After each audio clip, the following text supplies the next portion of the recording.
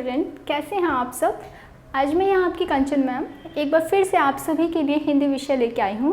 अभी तक पिछली कक्षाओं में हमने हिंदी विषय के क्षेत्र में व्याकरण में बहुत सारी चीज़ों को सीख चुके हैं, जैसे संज्ञा, सर्वनाम, विशेषण, क्रिया, बहुत सारे ऐसे विषय वस्तु जिनको अभी तक हम सीख चुके हैं। बच्चों, आप लोगों को मेरी पिछले वीडियो में जाके कुछ भी सीखना है, आप जाके चेक कर सकते हैं और दोबारा इन सभी विषय वस्तु को सीख सकते हैं। आज का हमारा टॉपिक है कारक। कारक किसे कहते हैं, व इनके कितने भेद होते हैं, जिसे कि आप लोग इंग्लिश में प्रपोजिशन बोलते हैं। इंग्लिश विषय में आप लोग क्या करते हैं, बहुत अच्छी तरीके से प्रपोजिशन सीख लेते हैं, लेकिन हिंदी के ग्रामर में अगर हम बात करें तो इन विषय वस्तु पे हम कभी कभी ध्यान नहीं दे पाते हैं। तो बच्चों, मैं आज आपको ये एक बात बताना चाहूँगी कि कक्षा 6ठी से लेकर के 8वीं तक हमारा हिंदी व्याकरण के जितना भी क्षेत्र है, उसमें जितनी भी विषय वस्तु है, अगर हम उन्हें अच्छे से सीख लें तो हम अपनी हिंदी भाषा को बहुत अच्छे से कर सकते हैं और बना सकते हैं। हमें हिंदी भाषा को सीखने और पढ़ने और पढ़ाने में कभी भी कोई दिक्कत नहीं होगी।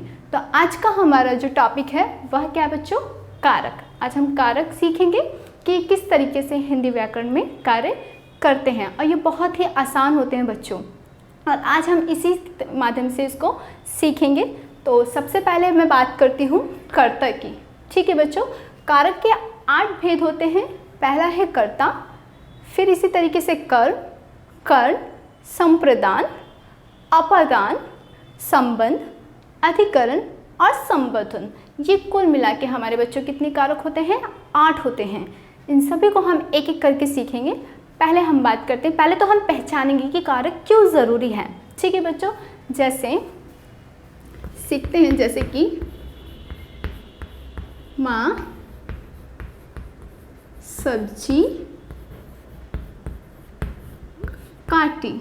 ये क्या है, एक वाक्य है, माँ सब्जी काटी। वाक्य पढ़ने में हमें बहुत अटपटा सा लग रहा है और इसका अर्थ भी हम नहीं समझ पा रहे कि इसका सही अर्थ क्या है। मैंने क्या लिखा, माँ सब्जी काटी, हमें बिल्कुल भी इसका अर्थ का पता नहीं चल रहा। तो यहाँ पे अगर मैं ने शब्द का प्रयोग कर दूं, माँ ने सब्जी काटी, तो ये वाक्य क्या है, हमारा पूरा है। अभी नया वाक्य क्या बना, माँ ने सब्जी काटी। बच्चों, ये क्या है हमारा, जो ये ने है, ये जो भी शब्द एक वाक्य को पूरे वाक्य से जोड़ देता है वही क्या है बच्चों, हमारा कारक है। ये ने शब्द क्या है बच्चों, कारक है। यानी कि कारक का कार्य ही यही है कि वह पूरे वाक्य को आपस में जोड़ के रखता है।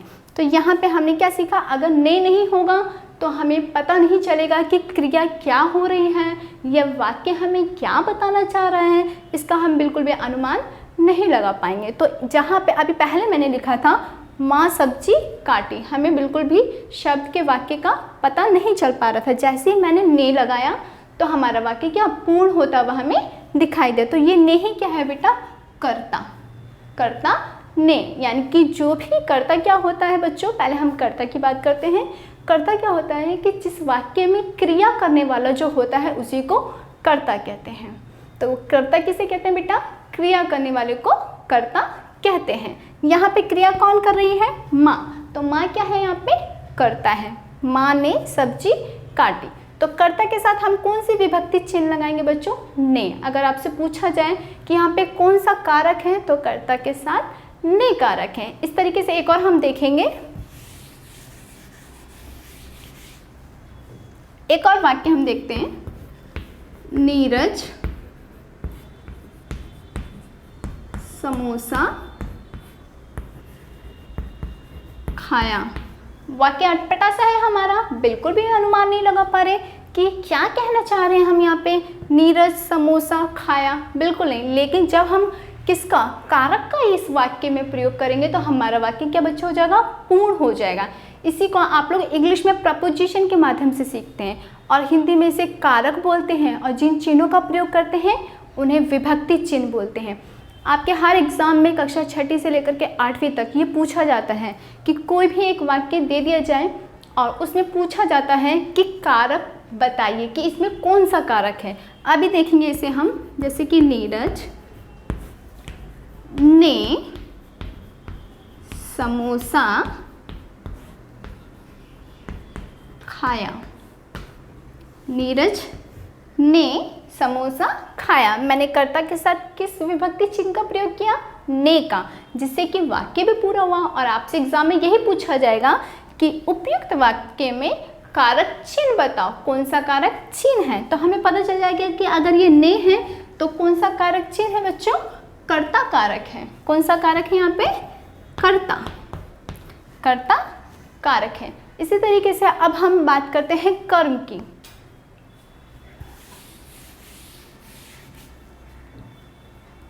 कर्म की बात करते हैं। कर्म के साथ हम क्या लगाते हैं बच्चों? को। कर्म के साथ हम बच्चों क्या लगाते हैं? को। जब कर्ता का प्रभाव कर्म पर पड़ता है तब हम को विभक्ति चिन्ह लगाते हैं। इसे भी हम उदाहरण के माध्यम से समझेंगे। जैसे राधा ने मीरा को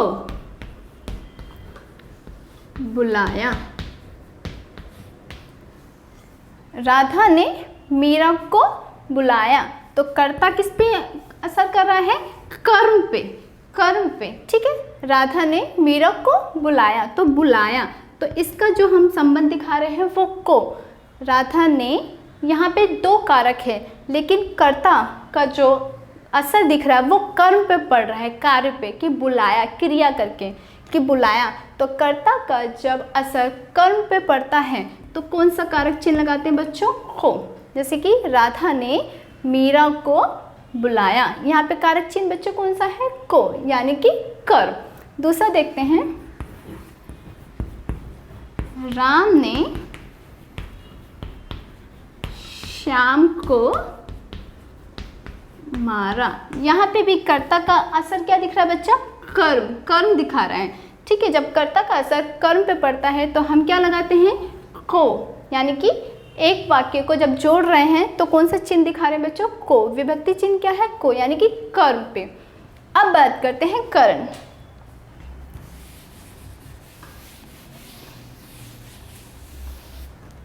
तीसरा हम देखते हैं करण।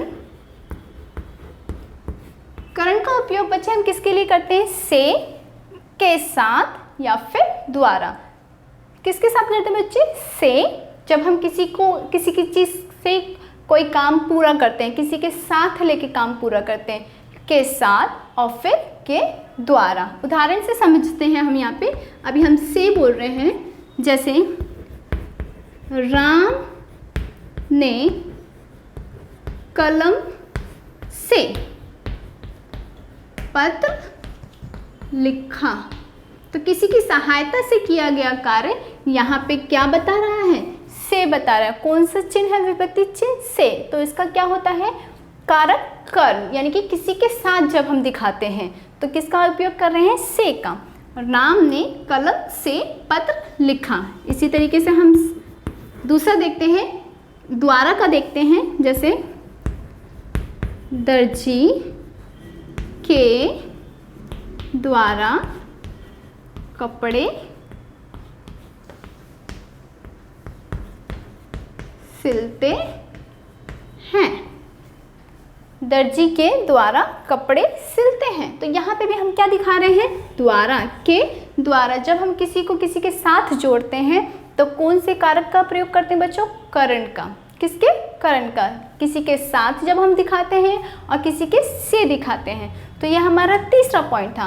अब बात करते हैं संप्रदान का। संप्रदान का क्या होता है बच्चों? के लिए, यानी कि किसी के लिए, किसी को कुछ देने के भाव से। फोर्थ है हमारा संप्रदान। संप्रदान जब हम किसी को कुछ देने के भाव से कार्य करते हैं तो किसकी, कौन सी विभक्ति का चिन्ह प्रयोग करते हैं? के लिए। उदाहरण के लिए हम समझते हैं, जैसे कि माँ ने बच्चों के लिए खीर बनाई। माँ ने बच्चों के लिए खीर बनाई। तो किसका, कौन सी विभक्ति आ रही बच्चों? के लिए, तो के लिए क्या दिखाएगा, संप्रदान कारक दिखाएगा। यहाँ पे हम कारकों को पहचान रहे बच्चों कि कारक कौन कौन सा है, के लिए कौन सा कारक है, से के साथ कौन सा कारक है, को कौन सा कारक है, और अंत में, वीडियो के अंत में मैं आपको इसको याद करने का अच्छा तरीका भी बताऊंगी, ताकि अभी कभी भी आपको कारक पहचानने के लिए आए तो आपको कोई भी दिक्कत ना हो। दूसरा है पिताजी मदन के लिए, पिताजी मदन के लिए खिलौने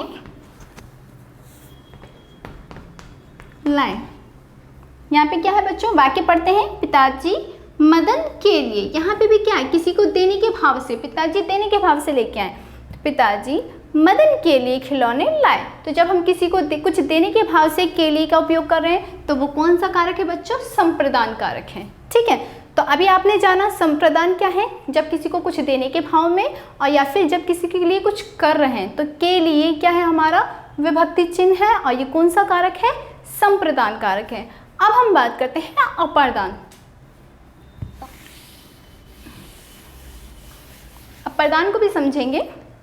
अपर्दान का अर्थ क्या होता है, से या अलग होना। बच्चों देखो, यहाँ पे भी से है और यहाँ पे भी से है। यहाँ पे हम किसके साथ, किसी को लेने के साथ, जैसे कि पत्र, पेन से क्या लिखा, पत्र लिखा, तो किसी के माध्यम को लेकर के चल रहे हैं, कोई साधन को लेकर चल रहे हैं कि इसके द्वारा ये कार्य किया गया। लेकिन यहाँ पे क्या है, से अलग होना, किसी से अलग होना जब आएगा तब हम इस से का प्रयोग करेंगे, और ये कौन सा कारक कहलाएगा, अपर्दान कारक कहलाएगा। अब हम देखते हैं, उदाहरण से समझते हैं इसे। अपर्दान से यानी कि किसी से अलग होना, जैसे कि पेड़ से आम गिरे, पेड़ से आम गिरे, तो यहाँ पे पेड़ है, पेड़ से क्या हुआ बच्चों, आम गिरा, तो उससे क्या हो गया बच्चों, अलग हो गया, आम अलग हो गया। तो यहाँ पे क्या, कौन सी विभक्ति चिन्ह का प्रयोग कर रहे हैं हम, से का, और कारक कौन सा हमारा है यहाँ पे, अपर्दान। दूसरा देखेंगे, जैसे आकाश से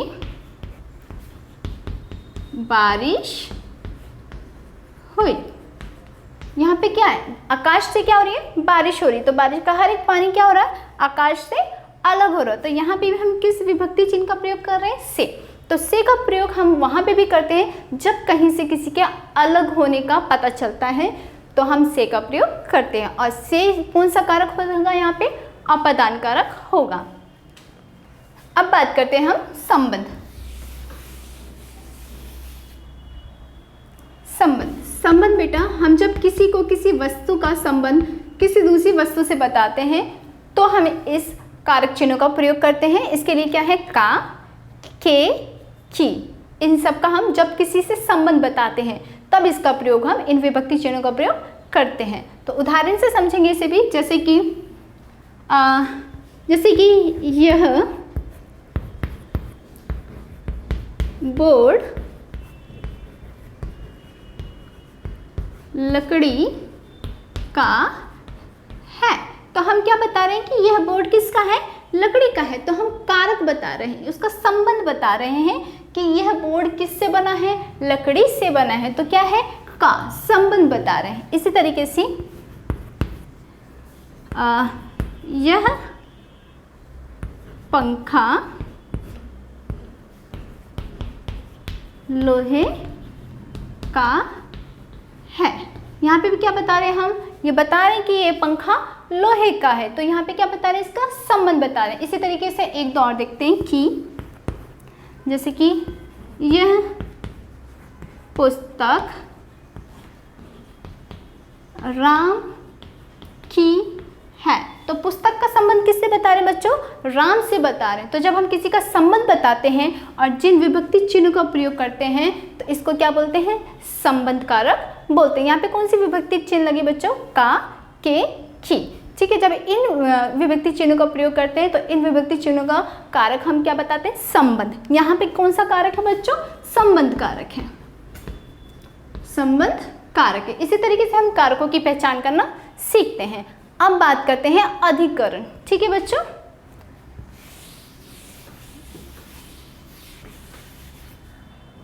बात करते हैं हम अधिकरण।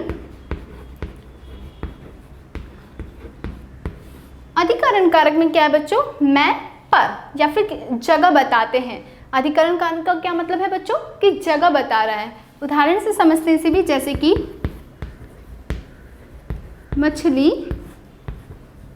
जल में रहती है।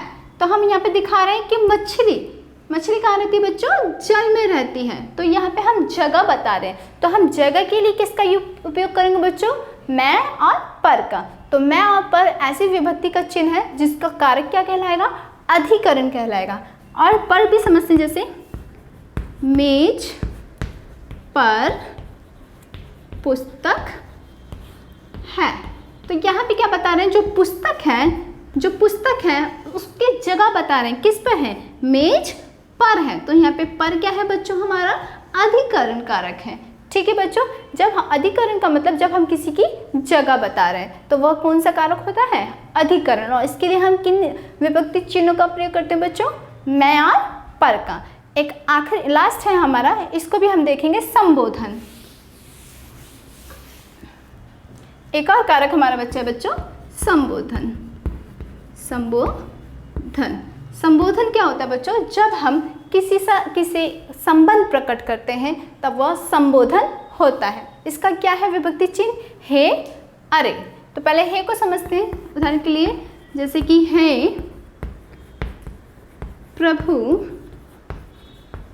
तुमने क्या किया। तो हम किसकी तरफ इशारा कर रहे हैं, प्रभु की तरफ इशारा कर रहे हैं। तो हम संबंध बता रहे हैं, हे प्रभु तुमने क्या किया। तो ये कौन सा कारक है बच्चों, संबोधन। हम संबोधन कर रहे हैं, उनको संबोधित करके बता रहे हैं। दूसरा भी देखते हैं इसी तरीके से, अरे तुम कब आए। इसी तरीके से हम क्या बता रहे हैं, यहाँ पे तुम का संबंध बता रहे हैं कि अरे तुम कब आए। तो यहाँ पे किस विभक्ति चिन्ह का प्रयोग कर रहे हैं बच्चों, हम संबोधन विभक्ति चिन्ह का प्रयोग कर रहे हैं। तो ये है हमारे बच्चों कुल 8 कारक जो हिंदी विषय में बहुत ही महत्वपूर्ण हैं और ये बहुत ही महत्व भी रखते हैं। अगर आप इन 8 कारकों को सीख लेते हैं तो आप सच में आप हिंदी विषय की पूरी भाषा को सीखने के लिए उपयुक्त हो जाते हैं। जैसे कि इसको याद करने का भी मैं तरीका बताती हूँ। जैसे कि हम शुरू से यह याद करते हैं, जैसे कर्ता ने, हमें याद करना है कि कहीं भी ने आता है तो वह कौन सा कारक है, कर्ता। ठीक है, फिर कर्ता ने कर्म को कर्ण से के साथ और फिर द्वारा, संप्रदान के लिए, अप्रदान से अलग होना, संबंध का के की, अधिकरण में पर, संबोधन है अरे। इसी तरीके से हम याद करते हैं इसको फटाफट। एक बार और मैं बताऊंगी, कर्ता ने कर्म को कर्ण से के साथ द्वारा, संप्रदान के लिए, अप्रदान से अलग होना, संबंध का के की, अधिकरण में पर, संबोधन है अरे। बहुत आसान है ना बच्चों, सच में बहुत आसान कारक है। इसको अगर आप याद करते हैं इसी तरीके से, जो ट्रिक मैंने आपको बताई है इस तरीके से याद करते हैं तो आप मेरा विश्वास मानिए आपको ये बहुत जल्दी से याद हो जाएगा और किसी भी वाक्य में आपको कारक पहचानने में कोई भी मुश्किल नहीं होगी। तो आज की क्लास को हम यहीं ख़त्म करते हैं। आपसे मिलते हैं हम नेक्स्ट क्लास में। आप सभी को थैंक यू।